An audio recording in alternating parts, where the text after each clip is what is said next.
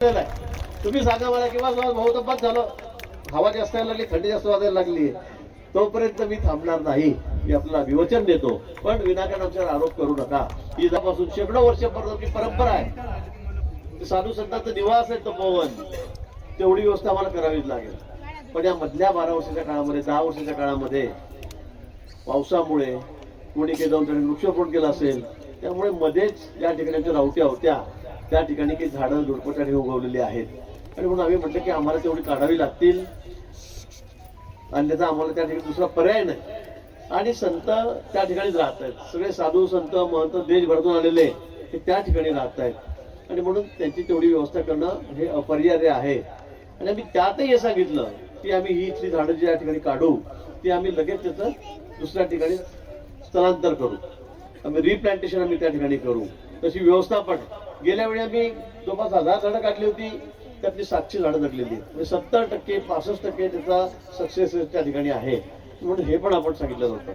पण वृक्षप्रेमी आहेत, मला काही त्याच्याबद्दल बोलायचं नाही. त्यानंतर काही आमच्या राजकीय संघटना त्या सुद्धा मी कामाला लागल्यात, आंदोलन केले, तसं मला दाखवण्यात आलं, कडवत घेऊन दाखवण्यात आलं. आणि हे बघा, हे सगळे झाडं तोडायला लागलेत, पर्यावरणाचा ऱ्हास करतायत, निसर्गाचा ऱ्हास करतायत, वृक्ष तोडतायत. पण मी आपल्याला या ठिकाणी सांग, आपण या ठिकाणी मी बोर्ड बघितलं, एक पेड माँ के नाम, मोदींचा फोटो आहे. त्यांनी घोषणा केलेली, आपल्या आईच्या नावाने एक झाड सगळे जण लावा, सगळे जण. शेवटी आमची अस्मिता आहे. कुंभमेळा देशामध्ये 3 ठिकाणी, आणि त्यातलं सर्वात महत्त्वाचं स्थान हे या ठिकाणी त्र्यंबकेश्वरचं आहे, नाशिकचंही आहे, प्रयागराजचंही आहे, उज्जैनचं आहे. आणि म्हणून तुम्ही अशा पद्धतीने काही टीका टिप्पणी करू नका.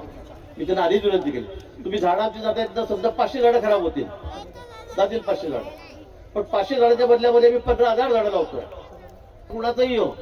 तर आम्ही पण बघतोय, एकाच खड्ड्यामध्ये आम्ही 5-5, 10 वर्ष तिथेच झाड लावतो.